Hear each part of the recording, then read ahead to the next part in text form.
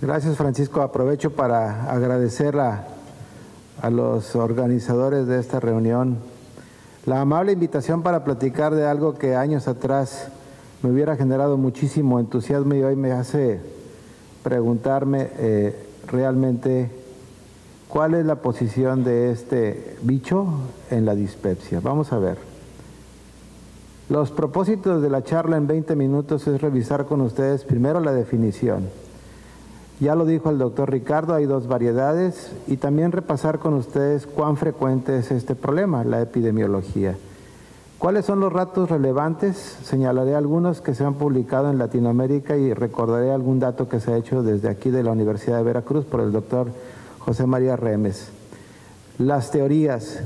Creo que lo que ha presentado Ricardo empata perfectamente con lo que yo les voy a mostrar a continuación, de que esta es una entidad sumamente heterogénea y por lo mismo no tenemos muy clara la idea de cómo diagnosticarlo y por supuesto menos cómo tratarlo. Voy a contextualizar el tema de la infección. Ese es realmente el motivo de mi charla. ¿El Helicobacter pylori tiene algún papel en la dispepsia funcional y cuál es el lugar que ocupa en relación al tratamiento? Mencionaré al final una estrategia en base a lo que hay, de cómo podemos diagnosticar y cómo podemos tratar este frecuente padecimiento, y les voy a proponer una hipótesis tomada de la literatura de por qué es que estamos batallando y cuál es el origen de la enfermedad. Empecemos entonces por definirlo. Etimológicamente la palabra significa mala digestión. Luego entonces, ¿cuántos de los que no estamos aquí en el auditorio lo vemos a diario? La gente va porque dice que se siente mal, pues porque le duele, porque tiene incapacidad para acomodar el alimento, se siente muy lleno, se siente incómodo, tiene náusea o distensión. Roma 4, ya lo decían hace un momento, es una reunión de expertos y la dispepsia ahora la ubican en función del tiempo y del síntoma dominante, llenado postprandial, saciedad temprana que le impide al paciente consumir una porción de comida normal y dolor ardoroso en el epigastrio. Tiene que haber durado por lo menos 6 o más meses previos al diagnóstico y estar presente en los 3 meses previos al mismo. En Roma lo dividen en dos: el malestar postprandial, donde el síntoma pivote es la sensación de llenura postprandial molesta y la saciedad temprana, y el dolor, cuyo síntoma dominante también es el dolor o el ardor molesto en el epigastrio. ¿Cuán frecuente es la enfermedad? En Latinoamérica, un autor, y tomé esta referencia porque tuvo la oportunidad de analizar en varios países mencionados en la diapositiva, a los cuales les pudo hacer una prueba de aliento. Él encontró en esta población de adultos de 21 a 65 años, en una cohorte de casi 1.900 pacientes, que el 79% de ellos tenían una prueba de aliento positiva. Es 8 de cada 10 latinoamericanos tienen Helicobacter. La cuarta parte, usando entonces los criterios de Roma, los de Roma 3 tenían dispepsia. Un poco lo que acaba de mostrar Ricardo en su experiencia en Mexicali. Es una condición que ocurre más en mujeres. El subtipo más común es el malestar postprandial en comparación al tipo dolor epigástrico. Y de entrada ya empezamos con problemas porque el Helicobacter es una condición más vinculada a la ocurrencia de la úlcera péptica y el síntoma dominante debería ser el malestar ulceroso, el dolor epigástrico, no la sensación de llenura. Cuando ustedes ven en esta diapositiva la proporción de síntoma dominante, depende en dónde se haga el estudio. Cerca de 150 pacientes en una estructura comunitaria, lo más frecuente es el síndrome de malestar postprandial. Si cambias tu ubicación y te vas a un hospital de referencia, el 73% tienen el síndrome de malestar postprandial y aumenta de manera estadística la proporción de pacientes con dolor epigástrico, cerca de una cuarta parte de los pacientes. Entonces, depende en dónde estemos trabajando, va a ser la característica del padecimiento. ¿Cuáles son las teorías? Las teorías van desde una alteración en la microbiota, que ya comentaba Ricardo hace un momento. Hay una inflamación, y quiero señalar que esta es de bajo grado a nivel duodenal, tiene efectos adversos en el nivel de la barrera epitelial.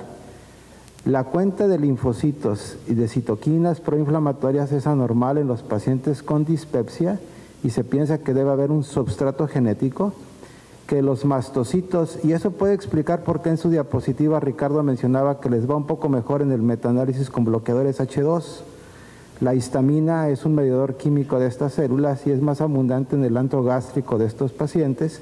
Los eosinófilos, que parece ser de un subgrupo de enfermos con cierta predisposición genética, y algo que estudié hace más de 30 años en mi maestría, que le llamaban la psicoinmunología. ¿Cómo carajos el estado de la mente puede afectar las funciones corporales y sobre todo la inmunología? Y al final, el Helicobacter. Evidentemente tenemos aquí una heterogeneidad. Que la microbiota es anormal en el paciente dispéptico fue firmado en una breve carta que está por publicarse en la revista GOT, en donde, utilizando metodología que no existía, se pudo ver las bacterias que están adheridas a la mucosa duodenal, utilizando una porción muy conservada de los ribosomas de esas bacterias. Y lo que encontraron se ve en la diapositiva. Hay una alteración en la proporción de Probotella, hay una alteración en la proporción de Bellonella, de Streptococcus y de Actinomyces. Son distintas las bacterias de los dispépticos en color azul, de los pacientes control en color rojo. Diferencia estadísticamente significativa. Y que la cantidad de bacterias correlaciona con los síntomas fue documentado por estos mismos investigadores. En la parte superior ustedes pueden ver calidad de vida en relación inversa a la densidad de bacterias. Más bacterias, menor calidad de vida.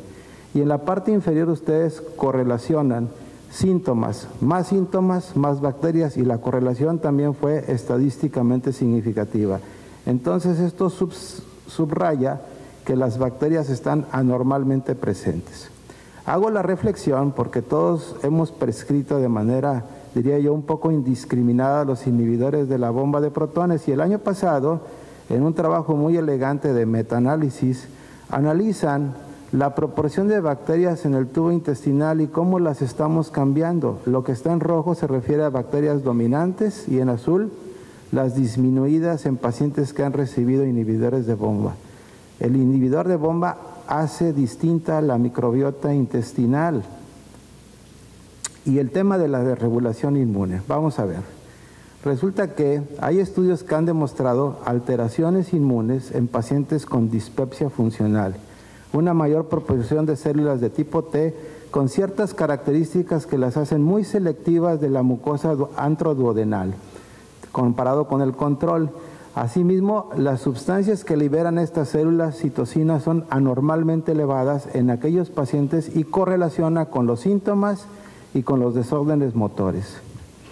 Que la histología vista en grupos control contra enfermos demuestra un aumento en la cantidad de células del sistema inmune de tipo T y de macrófagos, y que hay evidencia de que está activado el sistema inmune y esto tiene repercusiones locales y sistémicas. Entonces el tema de funcional empieza a desvanecerse. Recordemos un poquito qué pasa en la mucosa del intestino cuando existen bacterias. Las bacterias normalmente son percibidas por una célula. Esta célula se encarga de interiorizarlo a nivel de la submucosa y se lo presenta al sistema inmune. El sistema inmune lo reconoce, la célula presentadora de antígenos se encarga de expandir esta información y entonces esto pretende contener o controlar a las bacterias que se encuentran a nivel de la luz intestinal a través de la producción de quimiosinas. Recordemos también que estas células de alguna manera se encargan de expandir la información y al tiempo convocar a células del sistema inmune a través de receptores específicos en el endotelio de los vasos sanguíneos. Esas células que les acabo de mostrar, alfa 4, beta 7, responden a estos receptores y en condiciones normales este tipo de linfocitos fluyen por el torrente sanguíneo y solo bajo ciertas circunstancias estas células se encargan entonces de ser identificadas, internalizadas, convocadas y permanecen dentro de la mucosa de estos pacientes. El extremo es la enfermedad inflamatoria. Hay una respuesta destructiva ulcerada, no en el caso de la dispepsia funcional. Que lo hayan demostrado está ejemplificado en esta diapositiva del grupo del Dr. Talley en Australia. En la izquierda, el nivel de factor de necrosis tumoral alfa a nivel periférico y de la interleucina 1 beta, sustancias proinflamatorias estadísticamente aumentadas en pacientes dispépticos. Y también se estimó la proporción de estas células CD4, linfocitos T, alfa 4, beta 7 y su receptor específico intestinal. Es distinto la subpoblación de linfocitos en dispépticos en la parte del medio con respecto a los pacientes con síndrome de intestino irritable y controles sanos. Y la cantidad de células presentes correlaciona estadísticamente con el retardo en el vaciamiento. En el eje de X ustedes pueden ver la cantidad de células CD4 que aumenta proporcionalmente con respecto al tiempo de vaciamiento gástrico. Una correlación perfecta, 0.78. Quiere decir que entre más linfocitos hay, menos se mueve el intestino. Veamos brevemente el tema de los eosinófilos porque esto sí es complejo. Parece ser que la eotoxina, muy semejante a lo que ocurre en la esofagitis eosinofílica, en sus grupos de enfermos dispépticos se encarga de convocar a los eosinófilos y perpetuar la respuesta inflamatoria. En la parte inferior izquierda, ustedes pueden ver aquí, cómo la liberación de sus mediadores es el responsable de provocar dolor en el paciente. Y en la parte derecha está el tema que yo les mencionaba de la neuromodulación inmune mediada a través del sistema nervioso central, que explicaré por qué hay una relación entre el estrés y esta condición. Finalmente, hablaré del Helicobacter pylori. Es una bacteria genéticamente muy diversa. Estudios de población de gran tamaño han mostrado que existe más HP en los pacientes dispépticos que en los controles sanos.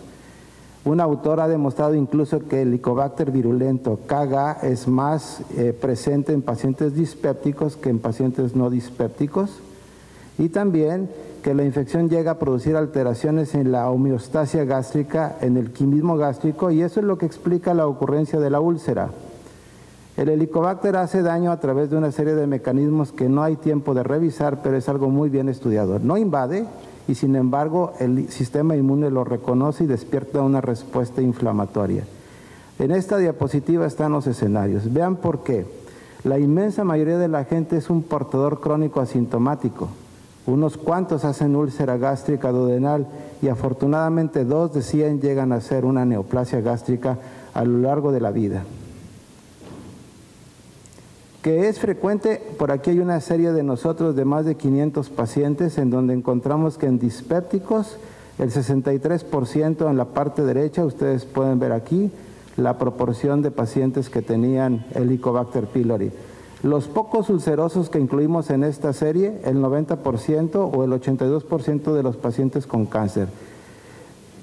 Esta es la evidencia a partir de la cual queremos justificar el tratamiento. Metaanálisis que demuestran en la parte que está aquí, en este punto, perdón, aquí está el recuadro del metaanálisis, una ganancia terapéutica a propósito de la erradicación. Más les llamo la atención en el comportamiento de toda esta gráfica. Los intervalos de confianza alrededor de la diferencia significativa. La pregunta es, ¿por qué? ¿Por qué no todos responden igual? La respuesta es muy simple, no son iguales. ¿Cómo se hace el diagnóstico de la dispepsia? En la actualidad hay una gran dificultad para establecer con certeza su presencia y más aún la etiología. El problema es definir qué lo causa. Se ha documentado un vaciamiento gástrico, relajación fúngica normal. El tratamiento para esto no funciona en todos, es de un grupo. Estamos mezclando, como decimos en el barrio, las paridas con las preñadas. Ese es el problema. El estudio de elección de las enfermedades estructurales sigue siendo la endoscopía, pero, y yo estoy peleado con ello, el problema es que vamos a encontrar patología significativa en 1 de cada 10 y cáncer en 1 de cada 100. ¿Qué sistema de salud aguanta nuestra imprecisión diagnóstica utilizando la endoscopía, gracias a la cual pago la colegiatura de los niños? Recordemos datos de alarma. No pasen por alto que sujetos de 55 años con dispepsia deben estudiarse, más si tienen ascendencia asiática. No pasen por alto el sangrado, la melena, la hematemesis, la disfagia, el vómito. palpen el vientre, la pérdida de peso, la historia familiar del cáncer y la evidencia de anemia ferropénica o linfadenopatía son signos de alarma. Perdón por el tamaño, es un poco pequeño, pero es un algoritmo que retrata la secuencia más fundamentada en costo-efectividad que en razonamiento sólido científico. ¿Qué me conviene? En la parte superior aquí ustedes ¿tiene signos de alarma? Si tiene signos de alarma, hazle una endoscopía. Si no tiene signos de alarma, entonces busca, dependiendo de la prevalencia del Helicobacter, 75% en México. Luego entonces, lo que es válido en México es hacer una prueba no invasiva. Si la prueba es positiva, dar tratamiento y esperar que el paciente se recupere.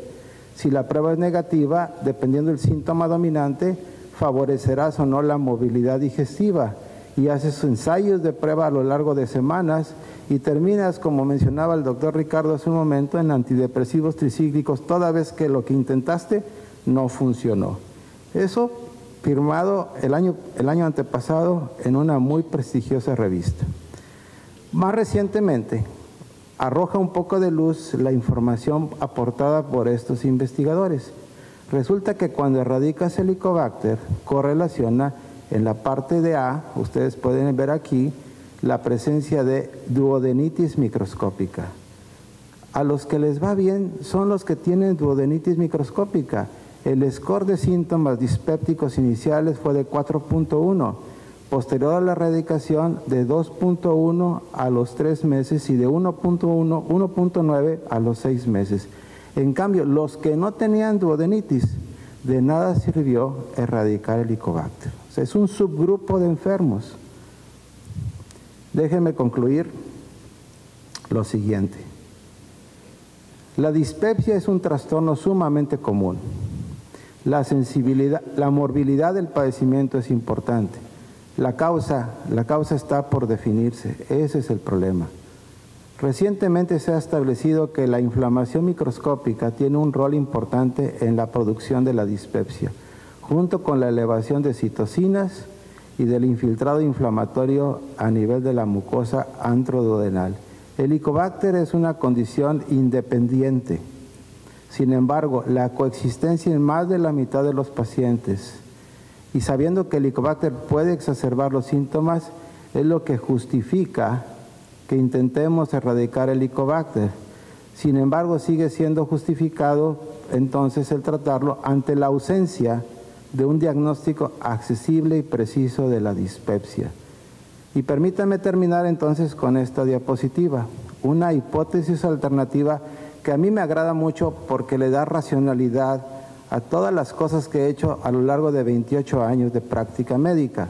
Tirarle bastonazos de ciego en la oscuridad en pacientes con problemas funcionales. Yo creo que eso va a pasar a la historia. No son funcionales. Funcional es nuestra ignorancia.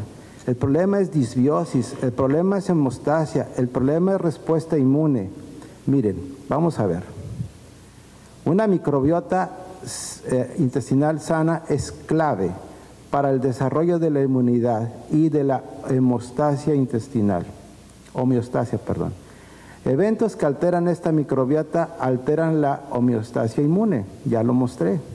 Las células linfoides innatas, y hablo de las innatas, hablo de los receptores TLR y de una serie de cosas que los inmunólogos han podido aclarar. No es tan abundante, pero está implicada en mantener este equilibrio y son capaces de desencadenar una inflamación patológica en el tubo digestivo. Estos datos sugieren que los trastornos funcionales pueden no ser solo funcionales, como lo ha considerado todo el mundo por décadas, y esto es lo que pienso, que los trastornos funcionales digestivos deben ser considerados una condición secundaria a una disfunción del sistema inmune asociada con desórdenes de la microbiota intestinal. Tal como comentaba el doctor Arámbula hace un rato, resulta que la calasia es infecciosa, resulta que el cáncer de estómago es infeccioso. Por ahí tengo trabajos de cáncer de colon que tienen que ver con una bacteria y resulta que la dispepsia es infecciosa. O sea, finalmente todo va a tener que ver de esa interacción de nosotros con el ambiente. Muchas gracias.